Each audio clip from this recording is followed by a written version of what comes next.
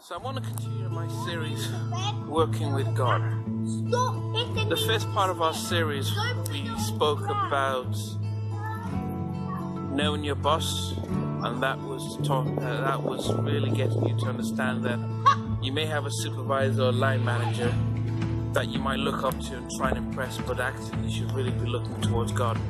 And I spoke about how my journey, when I had this fantasy about being in the office, the CEO walking in, giving me a recommendation or congratulating me, and feeling proud about that, and then realizing from God that, look, I'm your boss and you should focus on me. The other part of this series is talking about working with other disciples, and this is key for all Christians. And I use the word disciples because it really highlighted when Jesus had his disciples. He could have gone alone, but he wanted to share his burden with others. They fed, they ate together, they worked together, they supported one another, and that's key for any ministry. Look at Paul. There's Paul and Silas. He had Timothy. He had Barnabas. He had Luke.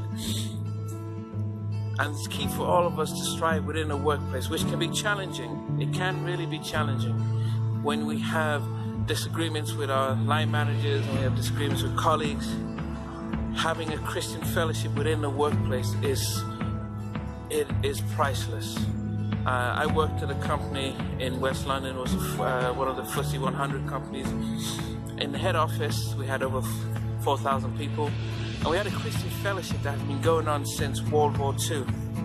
There was over 100 of us, and we linked up with the actual fellowships at this company globally, sometimes through live meetings, telephone conferences, when we have our prayer meetings. When we're meeting on average 2 to 3 times a week. But it was key, because when we met together, we were able to talk about our burdens and pray.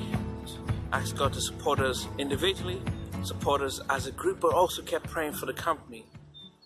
And believe it or not, I remember the 5 years in which I was really active with the fellowship group. The company's share value increased by more than 10%. And I could try, and I showed it with the group, and I said, it's not because of me, but it was because we made a plan to make sure that the company was prosperous. Because as the company was prosperous, so were we.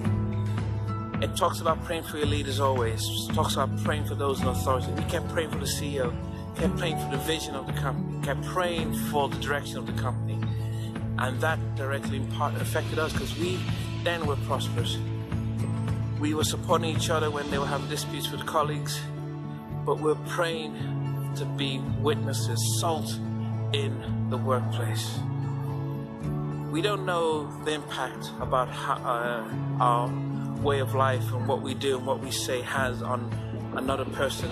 Sometimes they can tell us like, wow, thanks for the word of encouragement. Sometimes they go home, and sometimes they leave the company and they come and the Lord brings them back or reaches out to them later on in life.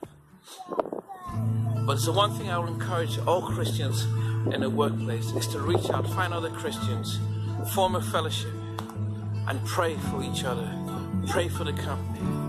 Pray for the boss that's persecuting you. Pray for your colleague who's causing you grief and nightmare. Oh goodness, I can't name how many times I would come to work frustrated over 1 or 2 people. But I used to share that with the group, and they would pray for me and pray with me. And sometimes actually, as I was sharing my discourse and what was happening with me, I would be released from that. So that's the power of working with other disciples within the workplace.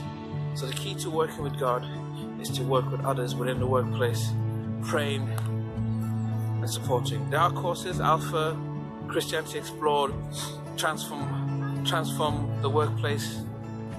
Just meet, pray, Bible studies, sing psalms, Easter service, Christmas services, whatever it is.